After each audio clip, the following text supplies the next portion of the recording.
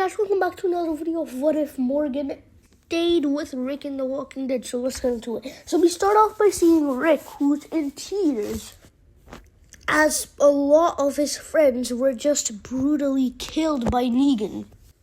But then he'd realized that this is karma coming back to him, and he realizes he isn't so innocent either.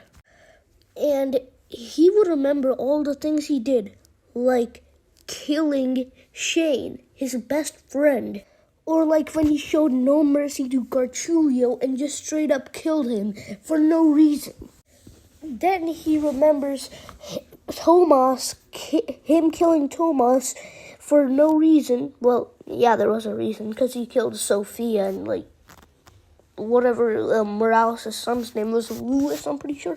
But that doesn't matter. Rick killed him in cold blood just because Shane started the fight first and he was defending himself. Rick remembers killing Andrea because he thought she was working with the governor, and how he shot her in cold blood.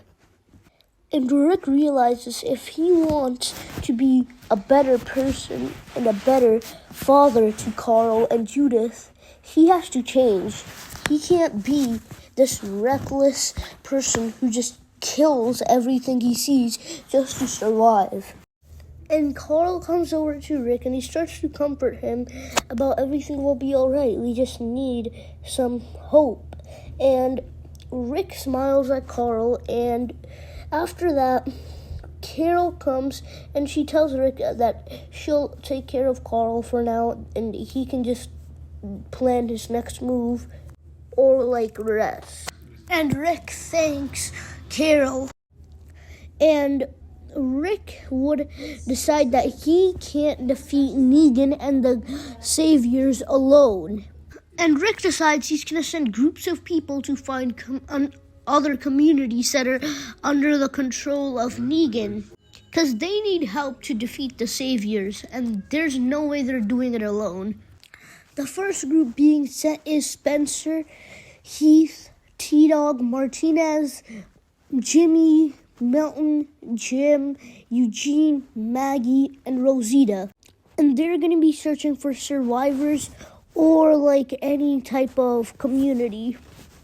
The second team is a bit shorter, but the second team involves Aaron, Aiden, Eric, Tyrese, Alan, Sasha, Daryl, and Merle.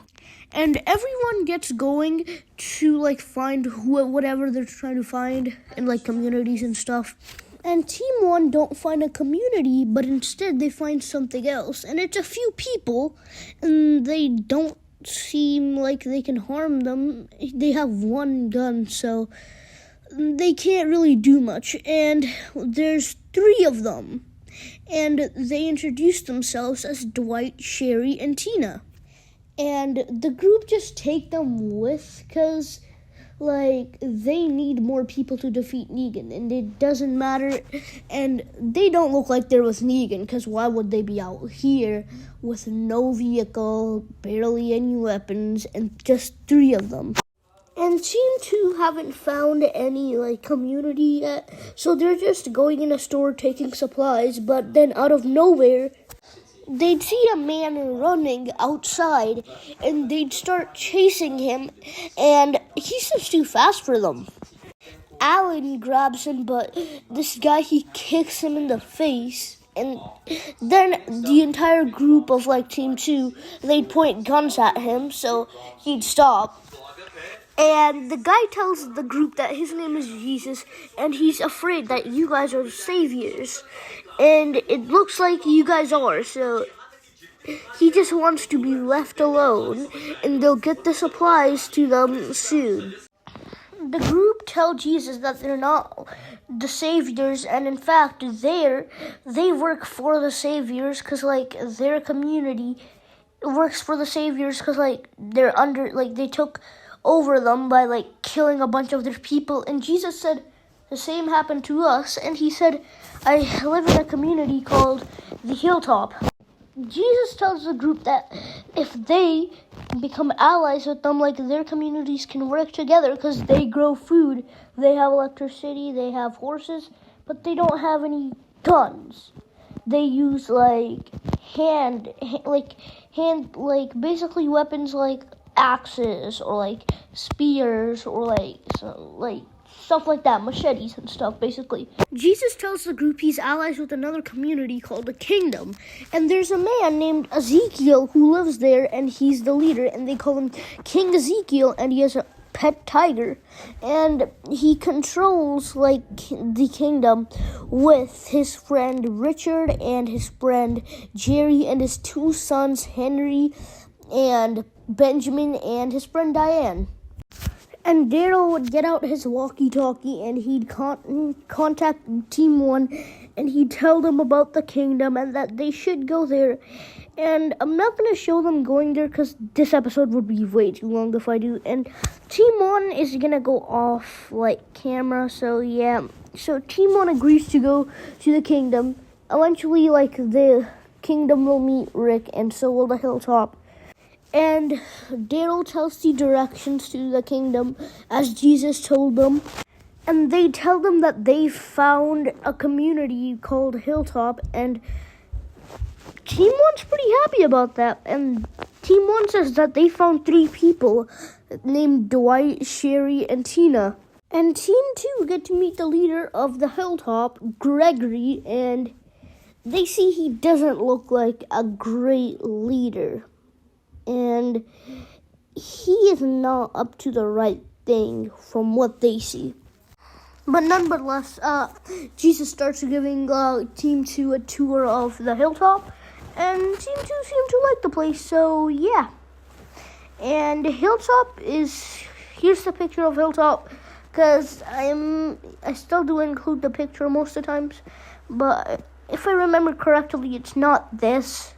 So yeah, it's different pictures of the hilltop. But anyways, Negan now knows what the group are doing because of a little someone. Negan knows that the group is looking for other communities to take him down because of a little someone that told him. It's Pete. And Pete told Negan Rick's plan to take him down. And Pete's wife, Jessie, doesn't know anything about this. She's nothing. And neither does his son Ron and his son Sam. And in this universe, Eugene would be making bullets for the group instead of the saviors because he's still with the group in this universe. And another thing, the Horde is still gonna come just a little later on. And we'd see Pete, who's here, who's back to the base and back to Alexandria, and he'd see Rosita all alone in a room without a gun, and he'd sneak up behind her, and then he would stab her in the neck.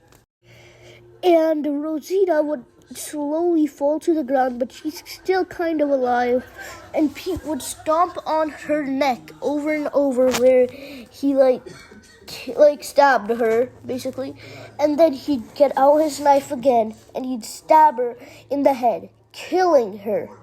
And we'd see Ron, who saw this entire thing, and he'd be like, "Dad, what did you do?" Pete would tell Ron to keep his mouth shut, or else he really can't do anything except just threaten him, so yeah, I don't really know what he'd say. And Pete would tell Ron that he works with the Saviors to protect Ron and Sam and his mom so they don't die in the war. Because the Saviors have the numbers, the guns, the ammo, everything. They have literally a whole entire, you guys know those hotel rooms, right? Everyone in there has that. So just think how many supplies they would have. They have medics and stuff, more than one. So they have 3 or 4 here.